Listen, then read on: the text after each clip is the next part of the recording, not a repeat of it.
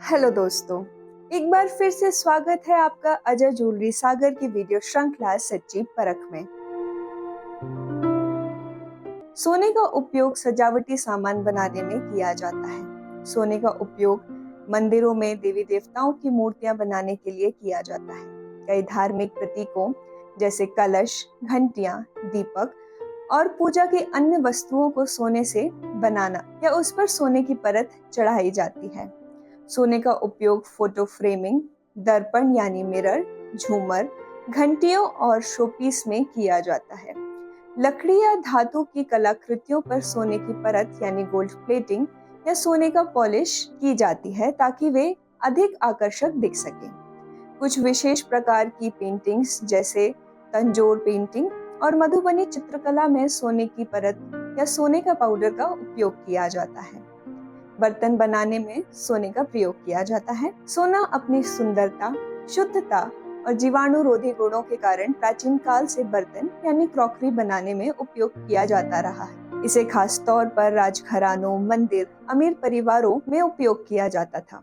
सोने के बर्तन केवल दिखने में आकर्षक ही नहीं होते, बल्कि इन्हें शुद्धता और स्वास्थ्यवर्धक गुणों के लिए भी जाना जाता है। प्राचीन काल में राजाओं, महाराजाओं और समृद्ध व्यापारियों के लिए सोने के बर्तन बनाए जाते थे। इनमें सोने की प्लेटें, कटोरियां, ग्लास, चम्मच और ट्रे शामिल होती थी। आयुर्वेद के अनुसार सोने के बर्तन में भोजन करने से पाचन तंत्र मजबूत होता है और यह शरीर की रोग प्रतिरोधक क्षमता यानी इम्यूनिटी बढ़ाने में मदद करता है। सोने के कलश और पूजन पात्रों का भी विशेष धार्मिक महत्व होता है। पूरी तरह से सोने से बनाए हुए बर्तन बहुत महंगे होते हैं, इसलिए अधिकांश लोग स्टील या चांदी या पीतल के बर्तन पर सोने की परत यानी गोल्ड प्लेटिंग चढ़ाकर उपयोग करते हैं। सोने का प्रयोग धार्मिक कार्य जैसे दान, पूजन, ग्रह शांति में भी किया जाता है। सोने का उपयोग खेल पदक, पुरस्कार में भी किया जाता है। सोना हमेशा से विजय, सम्मान और श्रेष्ठता का प्रतीक रहा है। इसी कारण से खेल प्रतियोगिताओं और विभिन्न पुरस्कारों में स्वर्ण पदक यानी गोल्ड मेडल और ट्रॉफी का उपयोग किया जाता है। ओलंपिक खेलों में स्वर्ण पदक, गोल्ड मेडल विजेता खिलाड़ी को दिया जाता है। भारत सरकार और अन्य संस्थाएं भारत रत्न, पद्म विभूषण, पद्म भूषण, पद्मश्री आदि पुरस्कारों में सोने से बने मेडल या प्रतीक चिन्ह प्रदान करती हैं। नोबेल पुरस्कार के मेडल भी 24 कैरेट सोने से बने होते हैं। ऑस्कर अवार्ड की ट्रॉफी भी सोने की परत चढ़ी हुई होती है। सोने का उपयोग रंगीन कांच यानी स्टेन्ड ग्लास बनाने में किया जाता है, जिससे कांच को एक विशिष्ट रंग और चमक मिलती है। इस प्रकार के कांच का उपयोग मुख्य रूप से गिरजाघरों, महलों, मंदिरों, सजावटी खिड़कियों और कलात्मक कृतियों में किया जाता है। जब सोने के बहुत ही छोटे कण यानी गोल्ड नैनो पार्टिकल्स को कांच में मिलाया जाता है, तो वह कांच को गहरा लाल यानी रूबी रेड रंग प्रदान करती है। यह प्रक्रिया कोलॉइडल गोल्ड तकनीक के आधार पर काम करती है, जिसमें सोने के अति सूक्ष्म कण प्रकाश के साथ प्रतिक्रिया करके कांच को विशिष्ट रंग देते हैं।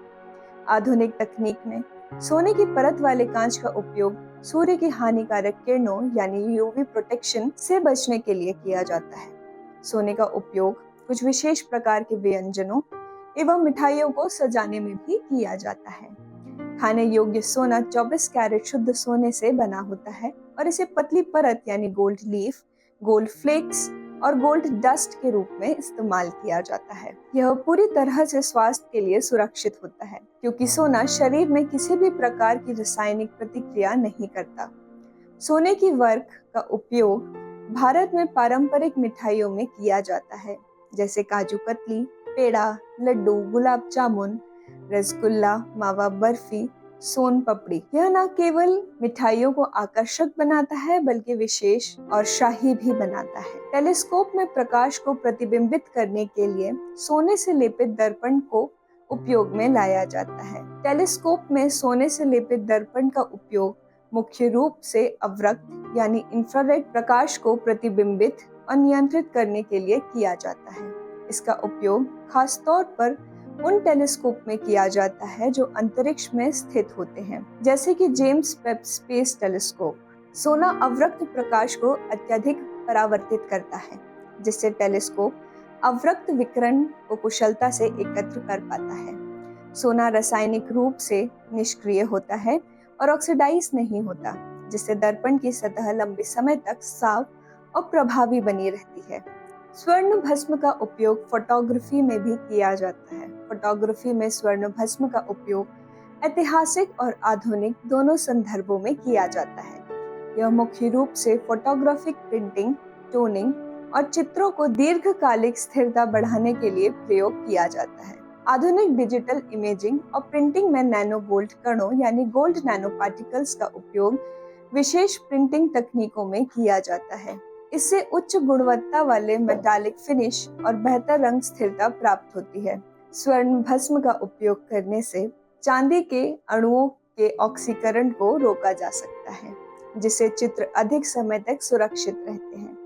यह प्रक्रिया खासकर अभिलेखीय यानी आर्काइवल फोटोग्राफी के लिए महत्वपूर्ण होती है। सोने के यौगिकों का उपयोग सर्प विष रोधी सुई बनाने में भी किया जाता है। हाल के शोधों में पाया गया है कि सोने के नैनोकण यानी गोल्ड नैनो पार्टिकल्स सर्प विष के कुछ जहरीले एंजाइमों को निष्क्रिय कर सकता है।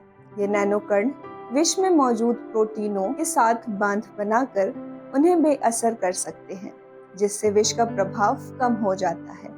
पारंपरिक विषरोधी सीरम की तुलना में सोने के नैनो पार्टिकल तेजी से काम करते हैं। इसके अतिरिक्त भी स्वर्ण धातु का उपयोग विभिन्न प्रकारों से किया जाता है। तो आज के इस एपिसोड में हमने सोने के शुद्धिकरण एवं सोने के उपयोगों के विषय में विस्तार से जाना।